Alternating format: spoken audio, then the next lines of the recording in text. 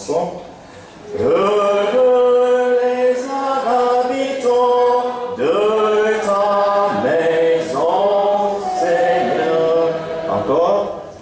Heureux les habitants de ta maison, Seigneur. Monseigneur Jean-Pascal Tadé Kaseka, vicaire général de l'archidiocèse d'Abidjan, révérend père, révérend de sœurs, révérend frère. C'est avec ce repas du psaume de méditation que je voudrais amorcer l'homélie de ce jour. Bonheur pour chacun de nous. Nous qui avons accepté de sacrifier à ce rendez-vous dominical. Bonheur pour nous d'être en présence de Dieu. Bonheur qui est perceptible, bien tangible, dans la ferveur que nous propose l'octave de Noël, où nous avons à célébrer la naissance d'un sauveur au nom bien évocateur, des noms qui distillent ou étalent son programme d'action. Être avec nous, Emmanuel, pour nous sauver, Jésus. Oui, la béatitude du psaume responsorial, tout en clamant la proximité gratifiante de Dieu, nous dit sa joie de faire route avec l'humanité qui l'épouse. Fait de famille, porte d'entrée dans une famille, dès les épousailles ou le mariage. Humanité avec qui il veut bâtir, construire une famille. Bonheur pour nous d'être fait pour lui et lui pour nous. Nous baignons là dans une logique d'alliance. Pour qu'il y ait famille, il faut verser dans l'alliance. Notre méditation essaiera de sonder, disons d'apprécier la qualité, le besoin vital de ce lien de famille. Bonheur en outre pour nous fidèles de Vietri de célébrer en famille notre père de famille à la faveur de ses 20 ans de vie sacerdotale. Oui, mes frères et mes sœurs, quelle grâce d'être père biologique, c'est notre coucou au papa à la faveur de la fête de ce jour. À plus forte raison, être, quelle grâce d'être père spirituel, père d'une multitude de fils aux origines si variées et riches. Quel bonheur d'être fils et fille quand on parvient en un temps record à croquer à pleines dents le fruit d'une pastorale savamment menée, le fruit d'une pastorale savamment orchestrée. Oui, bonne fête, cher papa de la paroisse. Bonne fête, cher papa de la paroisse. Ces applaudissements, c'est pour moi votre fils. J'ai dit de dire bonne fête en ovationnant le père spirituel de cette paroisse. Ça, c'est pour moi. Ça, c'est pour moi. Exprimons notre reconnaissance et votre attention à l'église du jour. Voilà. Veuillez vous asseoir. Nous terminerons par une adresse à son endroit. J'ai promis l'attacher ce matin. Et je sais qu'il tremble déjà. Oui, joie et bonheur pour nous, une fois de plus, en cette saison de la Nativité, qui en son déploiement chanteur et formidable nous propose de célébrer la Sainte Famille, la famille de Nazareth, avec ses illustres membres, Jésus, Marie et Joseph. Formidable icône à admirer, à contempler, à mettre à l'horizon de nos vies, mieux encore à imiter, surtout à imiter. Tout en ces jours sointe le bonheur, malgré les épreuves, malgré les tribulations rencontrées. La situation d'épreuve est bien manifeste dans la première lecture et l'évangile. Stérilité d'âme. Stérilité qui rime avec moquerie, hilarité et honte. Et égarement d'un fils, perte d'un fils, ou également d'un fils qui rime aussi avec son cortège de phobie, de peur, de stress. Nous sommes, malgré ces états bien élevés, enviés cette illustre famille de Nazareth, une famille qui a su correspondre à la grâce à elle offerte, la grâce de la sainteté en l'occurrence. On est dans une famille pour se provoquer positivement à être des saints. Oui, elle est sainte parce que d'abord Dieu y est né. Elle est sainte parce que tout ce qui se reflète, ou tout ce qui reflète Dieu, tout ce qui manifeste Dieu, y est affiché, y est célébré. Oui, quand on est ouvert à Dieu, les crises et autres situations sujettes à angoisse trouvent toujours solution. La situation de la famille d'Anne et d'Elkana dans la première lecture était pour nous une mise en appétit. Leur famille avec celle de Nazareth en point de vue dans l'évangile sont là deux familles éminemment sympathiques. Et là, il y a la sympathie, on met l'autre dans de bonnes dispositions et on peut être mis sur le chemin de l'imitation. L'attachement à Dieu, décliné en confiance en Dieu. Une confiance sans cesse renouvelée apporte une solution à la stérilité d'âme dans la première lecture et à la perte d'un fils retrouvé dans le temple dans l'évangile. Mais la pointe des textes de ce jour pourrait résider, mes bien-aimés, dans cette idée. Être chez son Père, comme le dit Jésus dans l'évangile. Voilà qui devrait caractériser nos vies. Être chez notre véritable Père, qui est Dieu. Dans la maison du Seigneur, en effet, où ses parents l'ont conduit, le Christ montre qu'il a trouvé un chez soi, un chez lui, que sa véritable famille est celle de Dieu.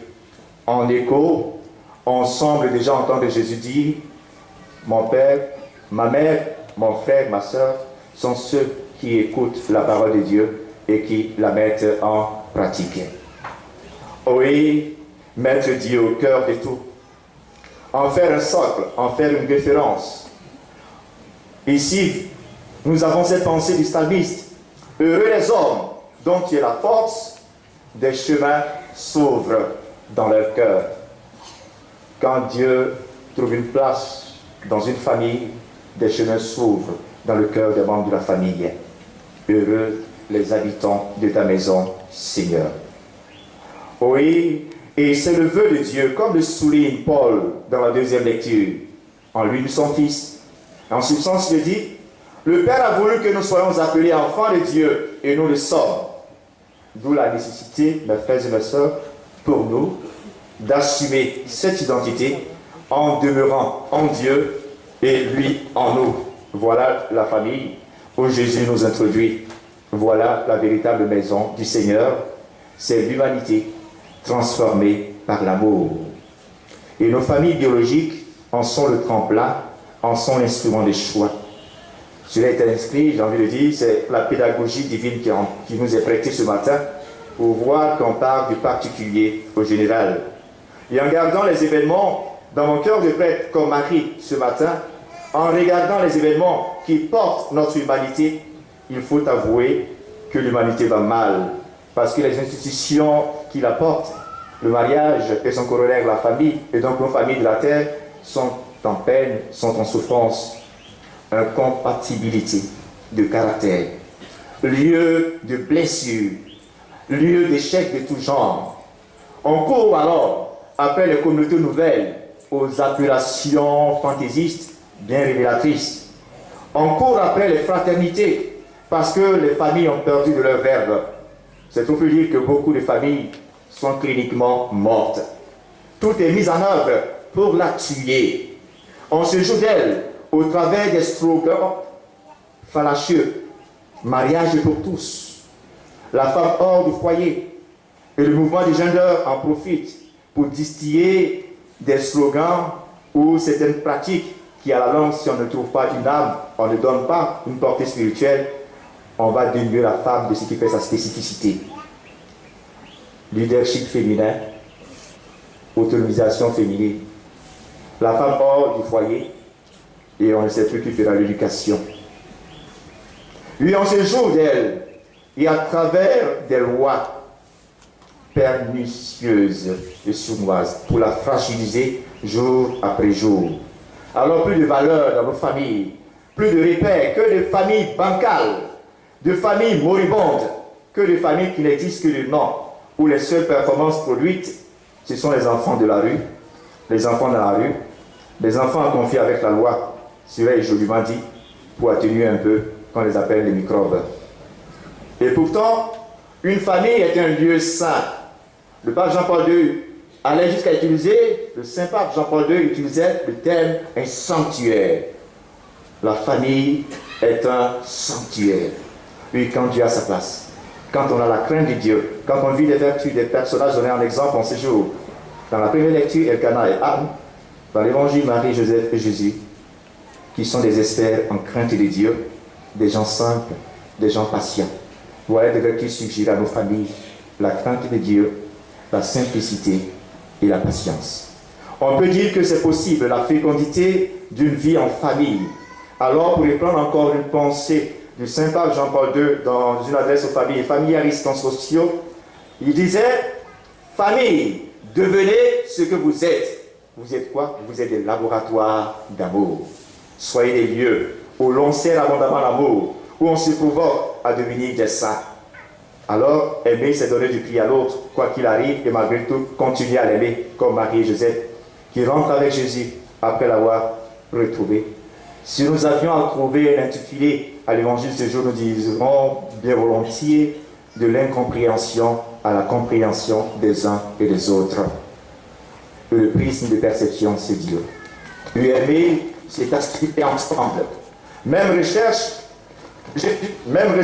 de Marie et de Joseph, même angoisse, Jésus, de Joseph et de Marie, même joie des retrouvailles. Il n'y a plus de ton enfant quand ça va mal, ta fille quand ça va mal, mais notre enfant.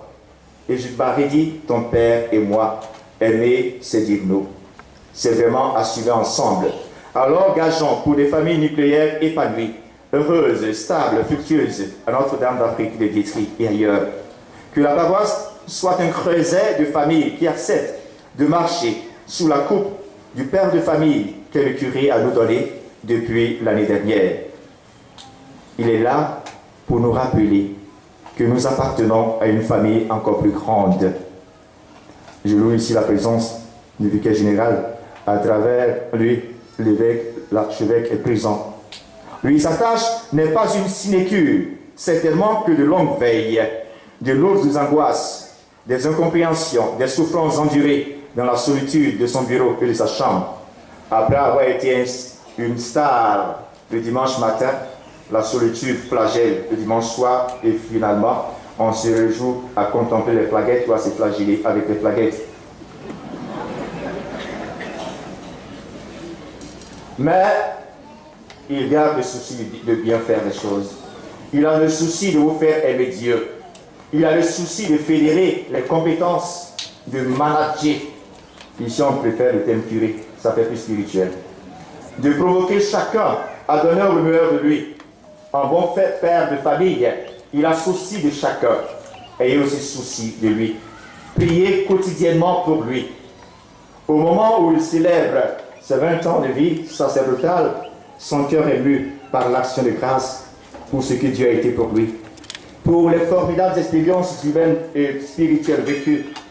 Oui, merci pour le renouvellement de tes promesses à Dieu à travers cette sainte messe, Père Charles. On a dit, c'est Charlie. Oui, Père Charles, des anniversaires faciles, sans engagement, il y en a beaucoup. Des anniversaires de naissance, d'ouverture de telle ou telle structure ou entité.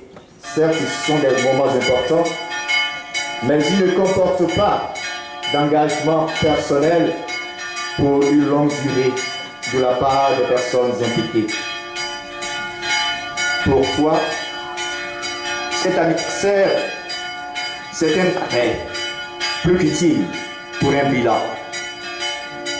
On nous a rappelé certaines choses au début de la Sainte Messe. Je m'en vais juste lever ça.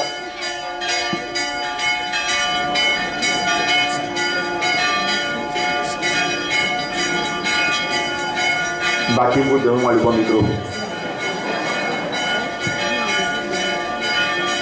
Ah, ce 27 décembre 1998, à la cathédrale Saint-Paul du Plateau, dans l'après-midi, Patrice Savadogo, le 11 Ouabali, Jean-Camille Batiello et toi Charles. Une congrégation des grands jours présidée par son éminence Frère Cardinal Agré de vénérée mémoire. Que des souvenirs qui nous ont été rappelés tantôt. Saint-Jacques des Vieux-Plateaux, Saint-François Xavier d'Agogo, Sidney de Couteau et de Coco du Barbose, Notre-Dame de la Tendresse. Et puis par concours de circonstances, je me suis retrouvé là-bas. Saint-Melaine au Carrefour Pascalien, dans le diocèse de Rennes en Bretagne. Comme Droba à l'international qui doit identifier la Côte d'Ivoire, grâce à Charles, on connaît la Côte d'Ivoire. J'arrive à passer, je dis je viens de la Côte d'Ivoire. Tu connais le père Charles? Mais il a laissé de bonnes traces, de bons souvenirs. Revenu, je lui ai dit, je crois à Méni, Charles, je suis fier de toi. Parce que tu as laissé de bonnes traces à Rennes.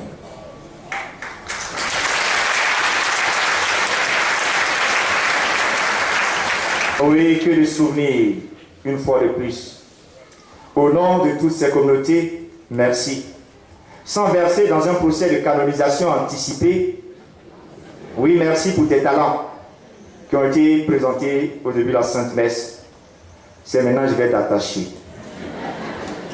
Mais je ne me ferai pas l'injure d'être traité de mal éduqué parce qu'on n'expose pas la nullité de son papa au grand jour.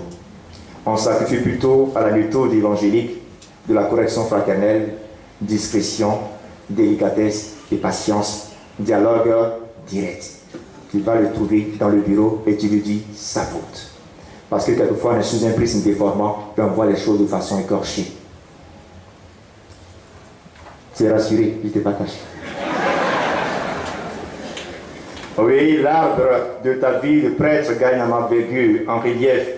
Dieu trouvera toujours plaisir à continuer à s'y habiter. Il te donnera des aides de choix, des collaborateurs soucieux de la vie en famille. Il continuera de susciter des succès à sa gloire et non à ta gloire.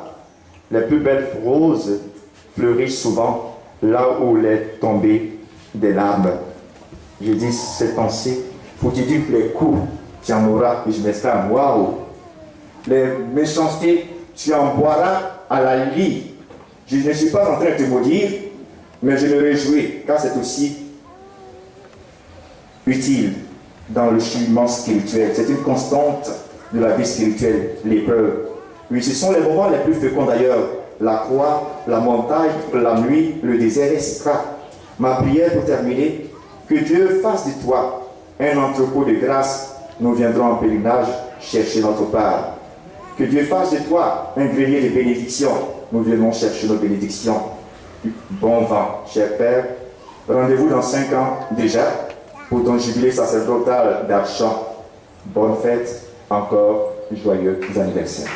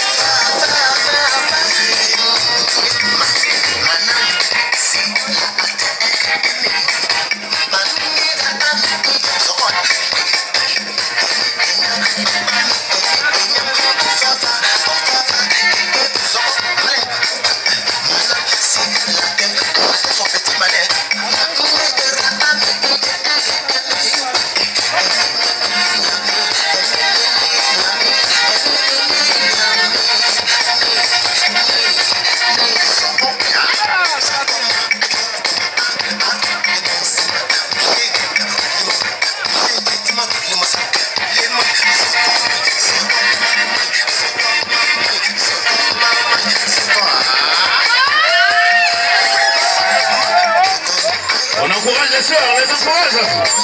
On met la main, on met la main, on met la main.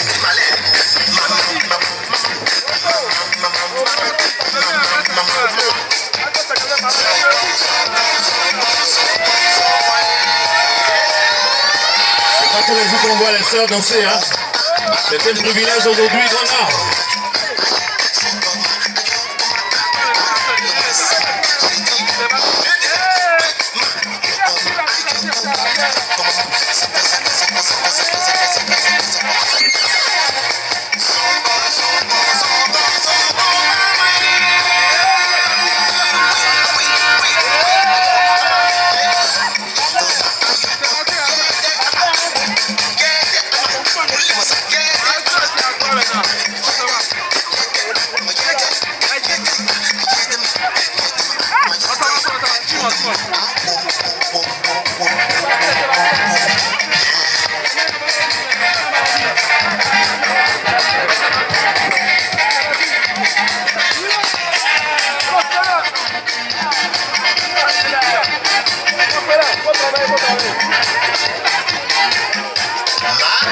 Chacun son petit malin.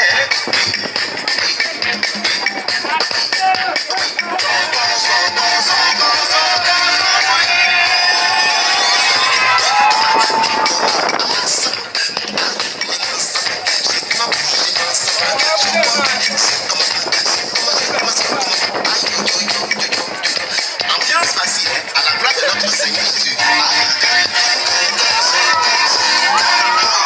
Applaudissements! Merci à toutes les sœurs. Merci au Père Mona. Ça, c'est ça.